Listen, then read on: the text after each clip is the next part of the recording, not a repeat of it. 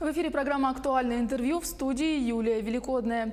Почти треть предпринимателей Якутии работают без официальной регистрации. Соответственно, в случае, если товар или услуга оказались некачественными, таких предпринимателей трудно привлечь к ответственности. К тому же они не платят налоги. Как свести на нет нелегальный бизнес? Гость нашей студии сегодня Михаил Тарасов, прокурор отдела по надзору за законностью правовых актов и соблюдением прав предпринимателей прокуратуры республики. Михаил Евгеньевич, здравствуйте. Здравствуйте. Для начала расскажите, что такое незаконная предпринимательская деятельность? Незаконное предпринимательство – это незарегистрированная коммерческая деятельность, осуществление деятельности без специального разрешения, лицензии и деятельность, осуществляемая с нарушением лицензионных требований. А вот насколько эта проблема актуальна для республики и какие меры предпринимаются прокуратурой в этом направлении? В настоящее время проблема незаконного предпринимательства имеет место быть. Данный вопрос неоднократно поднимался общественной организацией предпринимателей, поскольку значительная часть предпринимателей уходит из нелегального бизнеса в тень, либо изначально начинает свой нелегальный бизнес в целях уклонения от уплаты налогов, что существенно отражается на доходной части бюджета, как на муниципальном, так и на государственных уровнях. Вопрос незаконного предпринимательства в прошлом году рассматривался на Общественном совете по защите прав малого и среднего бизнеса, а также на рабочей группе по защите прав предпринимателей с участием региональных объединений предпринимательского сообщества, уполномоченных по защите прав предпринимателей, Министерства экономики, предпринимательства, торговли и туризма и правоохранительных органов, по результатам которого был определен алгоритм контрольно-надзорных мероприятий, направленных на выявление и пресечение незаконного бизнеса. А как вот выявляется незаконная предпринимательская деятельность? В ходе каких-то проверок или как? Но обратиться по поводу недобросовестного ведения предпринимательской деятельности можно в следующие органы. Если коммерческая деятельность ведется без соответствующего разрешения,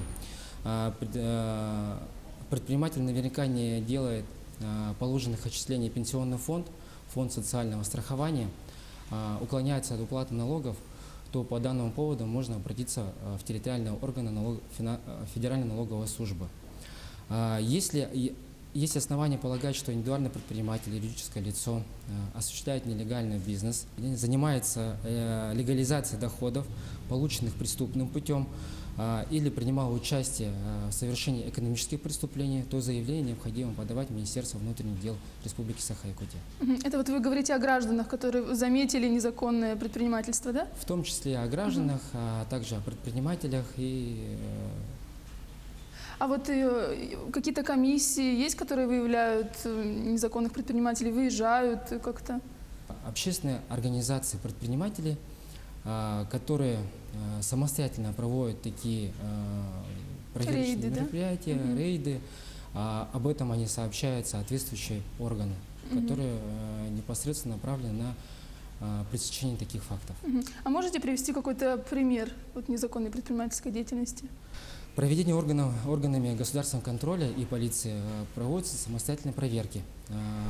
С января по июнь 2019 года по результатам процессуальных проверок было возбуждено 54 уголовных дела о преступлениях в сфере предпринимательства.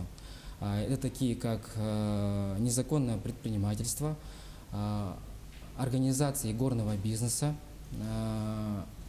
уклонение от уплаты налогов, незаконное использование товарного знака и реализация алкогольной продукции.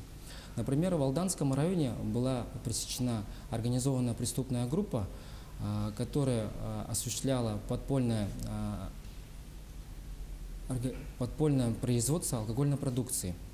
Но наряду с ними есть еще нелегальные перевозчики, которые охватили данный рынок в данной сфере услуг. Нелегалы у нас не платят налоги, их услуги не соответствуют требованиям безопасности. Их деятельность фактически имеет многоаспектную криминальную составляющую. Но в ходе совместных проверок органами внутренних дел и Министерства транспорта и хозяйства Республики Саха-Якутия было возбуждено более 6 тысяч административных дел в отношении водителей автобусов, такси, из них 151 иностранный гражданин, за осуществление перевозки без соответствующей регистрации в качестве индивидуального предпринимателя юридического лица, либо без разрешения лицензии на это. Как часто обычные граждане обращаются с жалобами? Вот они подозревают или знают точно, что ведут незаконную деятельность. В каких случаях они обращаются? Ну вот, как я уже ранее сказал, что если им не нравится их предоставленная им услуга, во-вторых, они предполагают, что предприниматель не зарегистрировался. А как выявить, вот куда-то пришел воспользоваться услугами или что-то купить, как вот выявить, легально ведет человек бизнес или нет, вот обычному гражданину? Он какие может потребовать документы? Наверное, лицензию, да? Да, во-первых, если предоставляется услуга общественного питания, то у предпринимателя должен быть стенд, где вывесены его регистрационные документы, лицензия. Там любой гражданин может ознакомиться с ними и видом предоставляемых услуг. Если этих нет, то он может обратиться в соответствующий орган. Если, как уже сказал, общественное питание, то это в управлении Роспотребнадзора по Республике Саха-Якутия. Давайте теперь поговорим об ответственности. Какую несут предприниматели, если их работа не легализована? Деятельность по систематическому получению прибыли без государственной регистрации может служить основанием для применения различных санкций, начиная от гражданского правового, административного и уголовного. Но гражданско-правовое является наиболее мягким все форм и заключается в ограничении лица права ссылки на тот факт, что он не является индивидуальным предпринимателем при заключении сделок, а также отсутствие государственной защиты, которая предоставляется предпринимателям, прошедшим процедуру постановки на учет в налоговый орган в качестве предпринимателя. Административная ответственность, осуществление предпринимательской деятельности без государственной регистрации в случае отсутствия признаков, предусмотренных Уголовным кодексом Российской Федерации, влечет привлечение к административной ответственности по статье 14.1 Кодекса Российской Федерации об административных правонарушениях.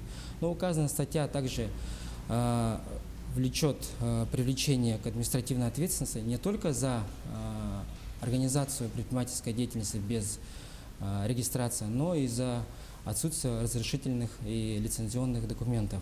Кроме того, за нарушение лицензионных требований. Уголовная ответственность. В случае осуществления предпринимателем деятельности без регистрации, которая повлекла причинение крупного ущерба третьим лицам, такое деяние подпадает под состав уголовной статьи 171 Уголовного кодекса Российской Федерации. А вот насколько сложна процедура регистрации бизнеса? Что для этого требуется? Ну, сама процедура регистрации в качестве индивидуального предпринимателя, юридического лица, занимает 3 рабочих дня. К примеру, если вы являетесь совершеннолетним гражданином Российской Федерации, вам необходимы следующие документы. Это заявление о постановке на учет физического лица в качестве индивидуального предпринимателя и копия паспорта гражданина Российской Федерации. Документы могут быть поданы любым доступным для вас способом, это лично, либо удаленно. Выдача необходимых для работы разрешений лицензий занимаются структуры в зависимости от профиля лицензируемой деятельности. Ну, к примеру, оказание услуг в отрасли образования занимается Рособорнадзор. Оказание услуг по транспортировке – это Министерство транспорта и дорожного хозяйства. Выдача разрешения на осуществление охранной деятельности – это Министерство внутренних дел. Выдача разрешения на розничную продажу алкогольной продукции – Министерство предпринимательства, торговли и туризма. Наверное, с каждым годом эта процедура становится легче. А вот какие существуют формы поддержки предпринимательства? Ну, для начала осуществления своего бизнеса имеется ряд государственных программ. которые направлены на содействие предпринимателям. Некоторые из них работают уже на протяжении нескольких лет. Государство предоставляет предпринимателям различные виды содействия. Это, во-первых, финансовая.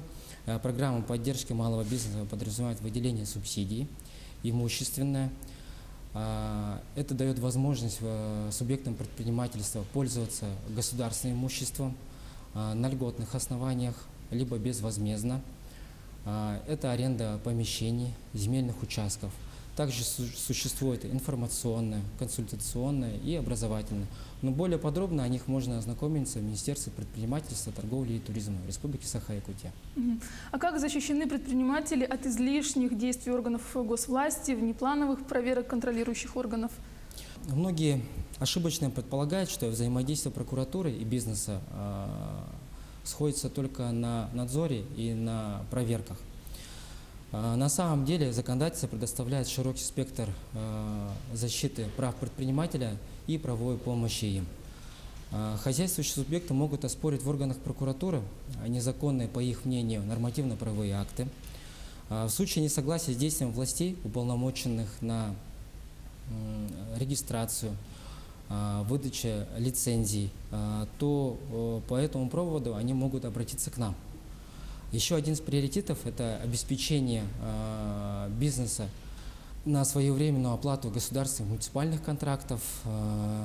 Надзор входит оценка действий органов контроля, осуществляется постоянный мониторинг единого реестра проверок. Из него мы видим правильное заполнение проверок, выявляем незаконные проверки. На протяжении уже 2 последних лет 19 должностных лиц органов контроля были привлечены к административной ответственности за проведение и организацию незаконных проверок. Михаил Евгеньевич, спасибо большое за беседу, что пришли к нам в студию. Я напомню, вы смотрели программу «Актуальное интервью». Не переключайтесь.